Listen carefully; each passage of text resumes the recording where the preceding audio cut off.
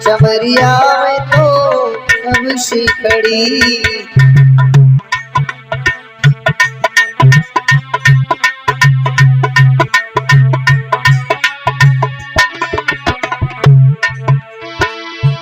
तुम साधा करो और न पाया,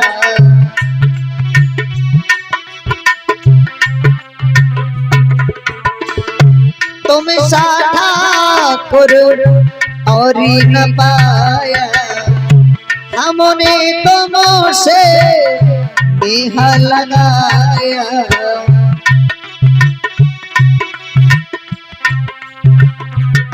तेरे चरणों में, तेरे चरणों में, तेरे चरणों में आना पड़ी।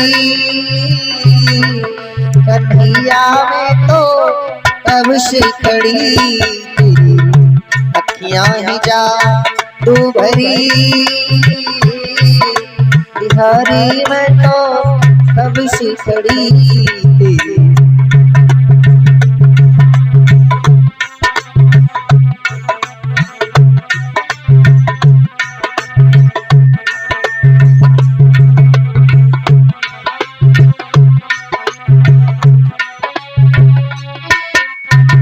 बोली गोविंद भगवान की जय।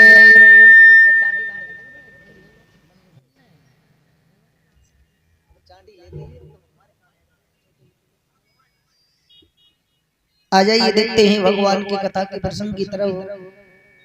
हरिहर गंगा क्षेत्र में बैठकर व्यास नंदन श्री सुखदेव जी कहते हैं, राजन परीक्षित,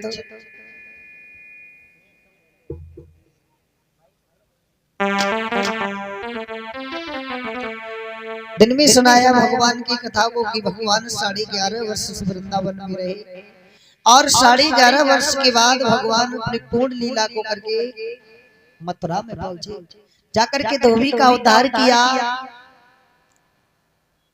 उसके बाद में जो कुब्जा थी उसको सुंदर स्वरूप बनाया। आगे को बढ़े हैं तो एक दर्जी के जाकर के पास में पहुंचे, उसने वस्त्रों को काट पीट के सही कर दिया। आगे बढ़े दर्जी के बाद में एक माली के घर पहुंचे तो माली ने सबको मालाएं समर्पित की हैं। भगवान आगे को जा रहे हैं, जो जैसे देखता है भगवान उसी रूप में दिखाई देते हैं। जाके रहिया भावना जैसी, प्रभु मूर्ति देखी तिन तैसी। जिसका जैसी भावनाएं होती हैं, अगर कोई मैया लाला के रूप में देखती है तो भगवान उसे पुत्र का रूप दिखाई देते हैं, और कोई शत्रु के रूप में देखते हैं तो भीम की तरह गदा लिए हुए दिखाई देते हैं। कोई भगवान के रूप में देखते हैं तो भगवान चतुर्भुजी दर्शन दिया करते हैं मेरी प्रभु की भक्ति। आगे को गए, जाकर के कुबलिया पीड़ हाथी का उद्धार किया। मल्ल युद्ध में पहुंचे तो नलकूप और मरकरी, मुष्टिक और चांडूर जैसे पहलवान थे, उनको भी पल भर में दोनों भैयाओं ने परास्त कर दिया। आगे बढ़ते हुए आज भगवान जैसे ही भोजराज कंस के दरबार में पहुंचे, जाते ही जाते मेरे प्रभु ने भोजराज के केशों को पकड़ लिया। भोजराज कहता है, छोड़ दे लाला, मेरे केशों में दर्द हो रहा है। भगवान कहने लगे, ध्यान करो, जिस समय मेरी मैया को तुमने रथ से उतारा तो केश पकड़ के जमीन पर पटका, दर्द तो उनके भी हुआ होगा। आज तुम्हें एहसास हुआ होगा कि दर्द होता है किसी के बाल पकड़ के खींचो तो। अपने बार कर लो जो भी करने हैं। भोजराज कंस ने अपने पूरे बार कर लिए, लेकिन कोई बाल वाका नहीं हुआ प्रभु का। और जब भगवान ने अपने बार किए तो भोजराज कंस का भी उद्धार कर दिया। बोली गोविंद भगवान की।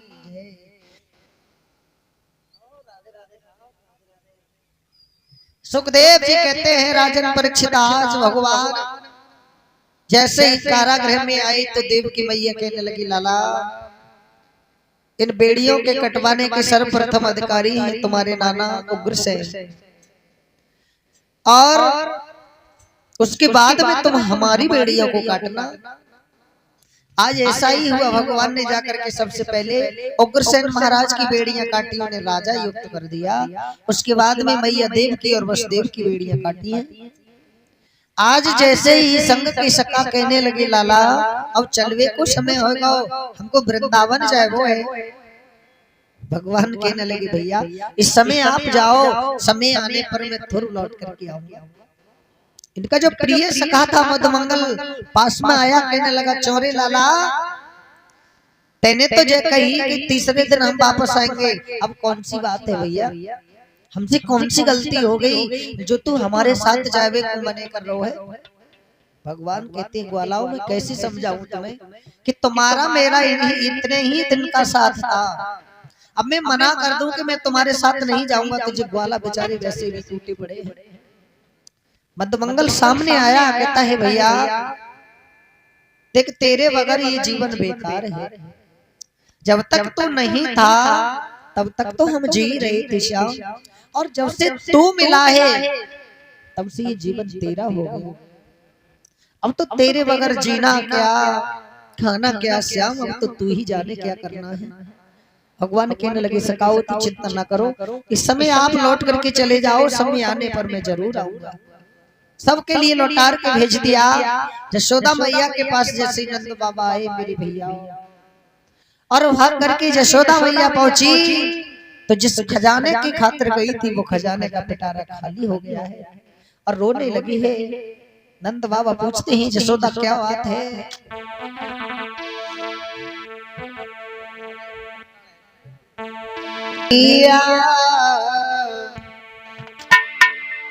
चलो गो बहुत मुझसे दूर,